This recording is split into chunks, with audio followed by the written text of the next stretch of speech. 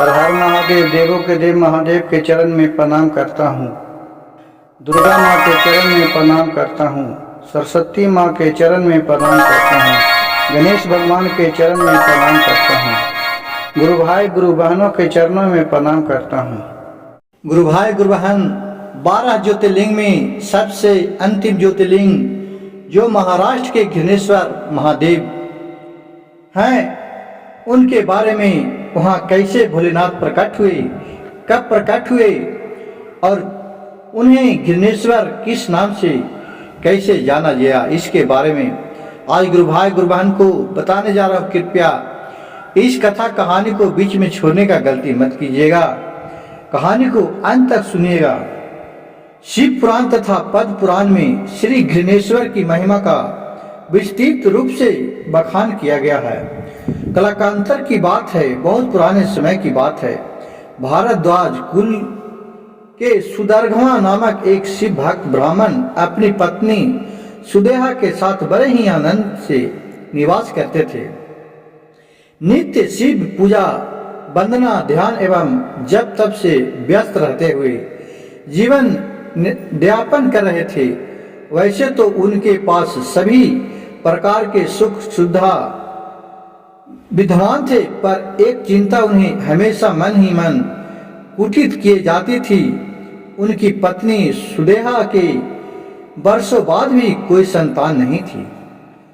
सुदेहा ने अपने पति के साथ कई व्रत उपवास किए, कई ज्योतिषियों को भी अपनी कुंडलियां दिखाई, परंतु पुत्र प्राप्ति का कोई लक्षण नहीं दिखाई दिया।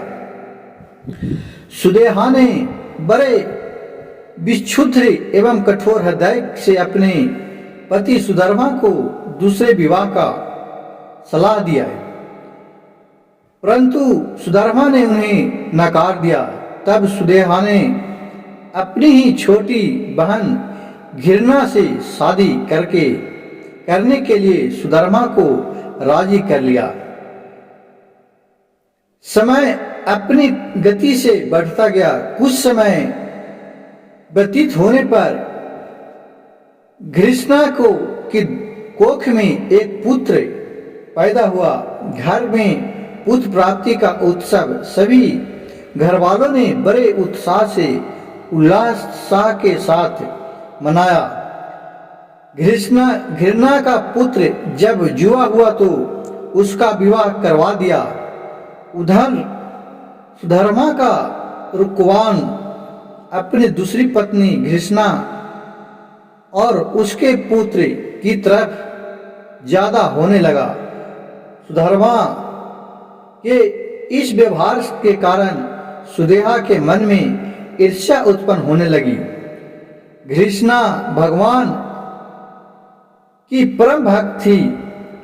वे रोज गांव के बाहर स्थित तालाब के किनारे भगवान की प्रार्थिक शिवलिंग तैयार करती, उस शिवलिंग की पूजा अर्चना करती और उसी तालाब में विसर्जित कर दिया करती।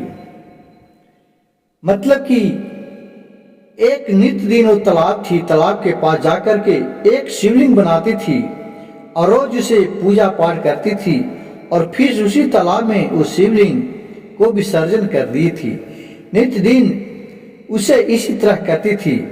एक दिन सुदेहा ने घृष्णा के पुत्र को घर में अकेले सोया देख उसकी हत्या कर दी और उसके शरीर के टुकड़े पास के तालाब में डाल दिया। घृष्णा प्रतिदिन की तरह उस दिन भी अपने आराध्य देवाधिदेव महादेव की पूजा में लीन थी। घृष्णा के पुत्र की हत्या की खबर सारे गांव में फैल चुकी थी। एकमात्र घृष्णा इस घटना से अनाभिज्ञ थी। उसकी माँ जो घृष्णा थी, जिसका मृत्यु हुआ, उसके माँ ही थी जो भोलेनाथ की परम भक्त थी। उसे ये सब बात मालूम नहीं थी और वो अपने पूजा पाठ में वो उसी तालाब के किनारे बैठी थी। तो तालाब के किनारे अपने आराधना से व्यस्त थी।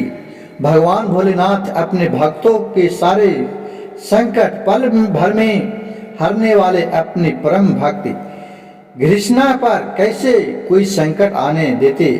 अतः समय भगवान भोलेनाथ घृष्णा के सामने प्रकट हो जाते हैं और घृष्णा के पुत्र को आवाज लगाते हैं। देखते ही देखते घृष्णा का पुत्र तालाब के अंदर से चला आ रहा है। अब घृष्णा भगवान शंकर के चरण पकड़कर फूट फूट कर रोने लगती है। भगवान शंकर घृष्णा को वर मांगने के लिए कहते हैं। घृष्णा भगवान भोलेनाथ से हाथ जोड़कर कहती है कि हे भोलेनाथ, आप जगत का कल्याण करने के लिए इसी स्थान पर सदा सदा के लिए निवास करें। भगवान ने घृष्णा को तथा अस्तु कहकर उसी स्थान पर ज्योतिर्लिंग का रूप धारण कर विराजमान हो गए। अतः इस ज्योतिर्लिंग का नाम घृष्णेश्वर पड़ा। कहा जाता है कि जो मनुष्य प्राणी और जीव भोलेनाथ के इस पावन घृष्णेश्वर ज्योतिर्लिंग का श्रद्धा से दर्शन बंदन एवं पूजन करता है और इस तीर्थ स्थान में आता है, उसे किसी भी प्रकार की आँच नहीं आती है। वो जीव समस्त भाग बंधनों से छूट जाता है। घृष्णा जिस तालाब के किनारे शिव आराधना किया करती थी उसे शिवालय कहा जाता है। घृष्णेश्वर ज्योतिर्लिंग के मुख्य मंदिर में जो पुरुष भक्त प्रवेश करते हैं उन्हें कमर के ऊपर वस्त्र धारण की मनाही है। अतः कमर तक धोती बांधकर स्वच्छ मन से भगवान घृष्णेश्वर की पूजा अर्चना करने का प्रावधान है। भगवान शंकर को दूध दही घी शहद और शक्कर की पंचामृत से अभिषेक किया जाता है तथा बेलपत्र अर्पित किए जाते हैं। घृष्णेश्वर ज्योतिर्लिंग मंदिर के कपाट प्रातः 5 बजे से खुल जाते हैं और रात्रि 8 बजे बंद होते हैं। मुख्य मंदिर में महिलाओं का प्रवेश वर्जित माना गया है।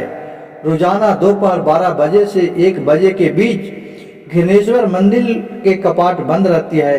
घृष्णेश्वर तीर्थ पहुंचने के लिए नजदीकी हवाई अड्डा औरंगाबाद है। यहाँ से बस टैक्सी द्वारा 40 किलोमीटर का सफर तय कर घृष्णेश्वर पहुंचा जा सकता है। औरंगाबाद भगवान के सभी प्रमुख शहरों महानगरी से रेल मार्ग द्वारा जुड़ा हुआ है। गुरु भाई गुरु बहन, यहाँ सभी लोग अपने मन वांछित फल लेकर के, अपने मनोकामना लेकर के सभी गुरु बहना गुरु भाई दर्शन करने के लिए जाते हैं। यहाँ सभी को दर्शन करते हैं, गुरु भाई हो गुरु बहन हो। गुरु भाई को जितना भी गंजी सट खोल के जाना पड़ता है, गुरु बहना तो ऐसे ही चले जाते हैं।